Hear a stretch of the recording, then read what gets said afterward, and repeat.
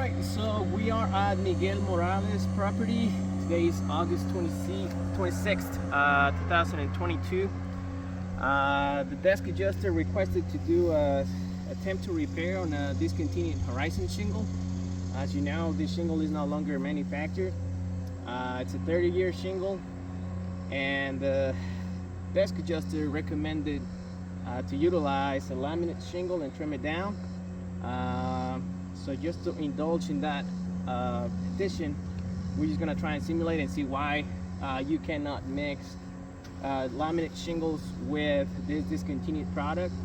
And we're also gonna document like what's the status of this shingle, see if there's any mat transfer, see if it's not pliable enough. So we're gonna document everything as we go. We're gonna be super careful. So we already identified the wind damage shingle right here. There's a wind tab right there.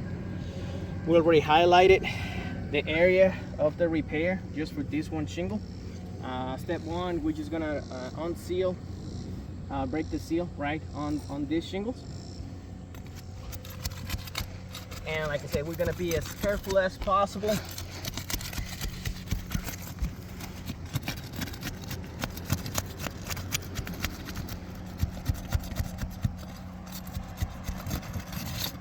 Okay, so straight away we're having some issues here.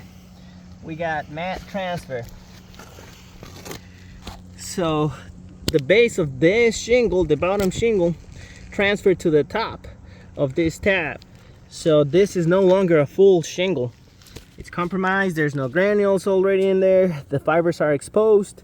So there we got mat transfer. The first tab, we'll see if this is consistent.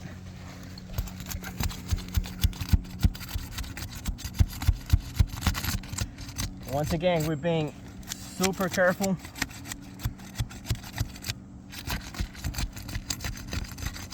Here we go, second tab.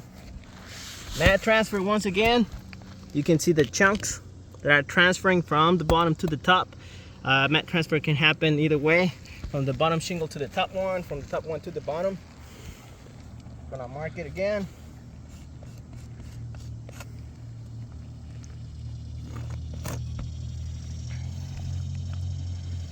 All right. Third shingle. Okay, this one already sealed. This one seems to be good. Yep.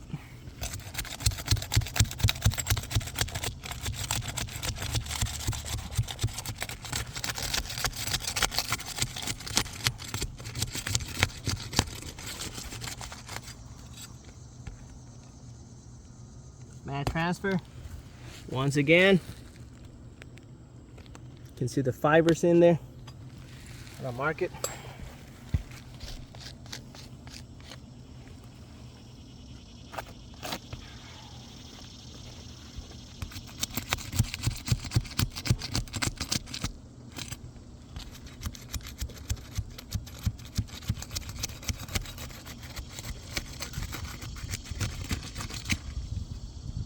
Mat transfer. Once again, you can even see the fiber sticking out in there. Shingles have been compromised. This is no longer a full shingle.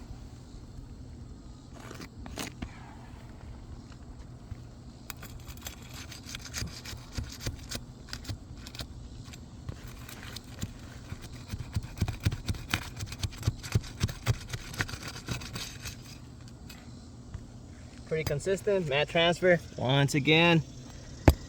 And like I said, we're being super careful in this process.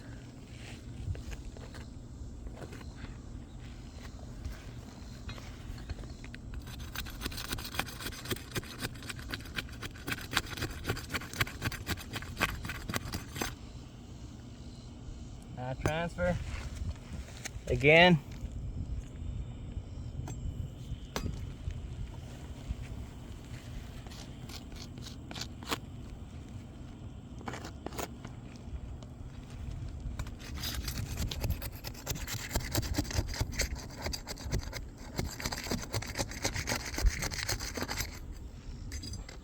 Again, mat transfer.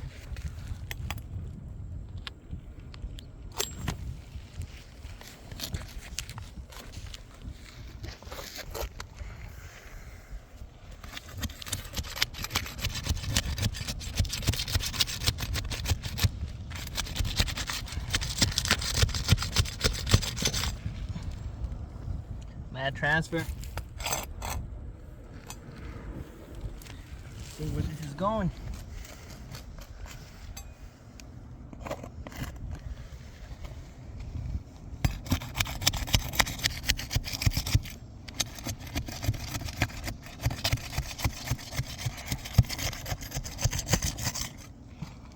Mat transfer.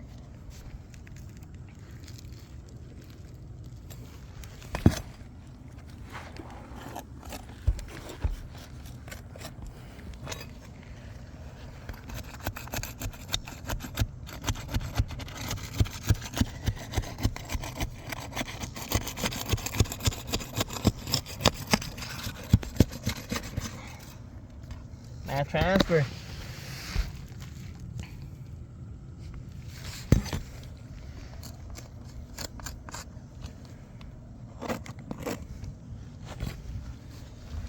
Alright, so already this shingle is failing at being repairable, but like I said, we're going to indulge in the request. We're going to proceed with the remaining steps, which will be on nailing this shingle. Same, being as cautious as possible.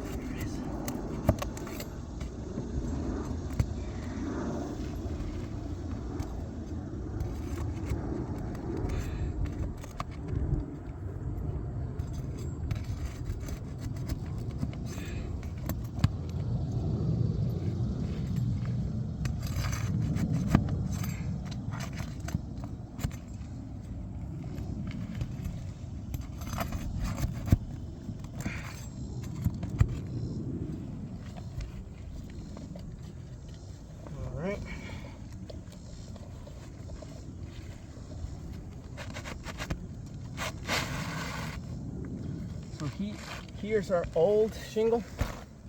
You can see the mat transfer. All the material from the bottom shingles here, here, here, here. And then certainty. So this is how we know this is a certainty shingle. The brand is right there. Shingle that we're using for this attempt to repair is a certainty as well. Certainty Landmark, same brand. Okay. We're just gonna compare the sizes of these both shingles. All right. Put them in there and right there. So we can already see the difference in the size of this shingles. Okay.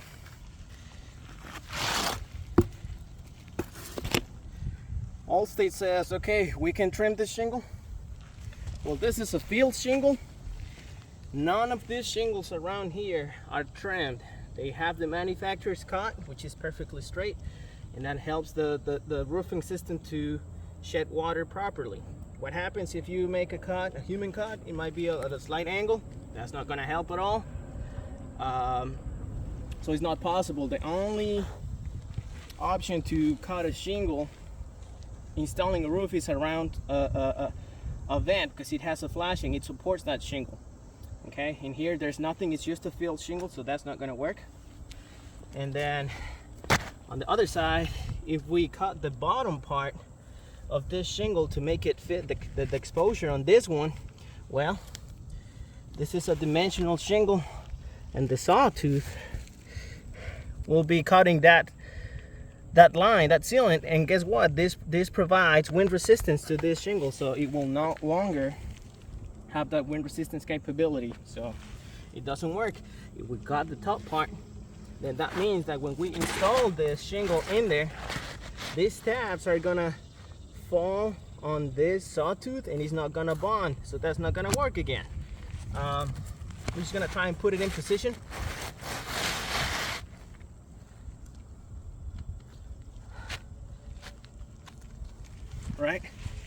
So in here, this shingle right here is supposed to be bonding with the bottom one, as is in this one. Okay, there's gaps in here, and guess what, this is not gonna bond ever. So wind resistance is not gonna be there. This shingle will not be able to withstand wind.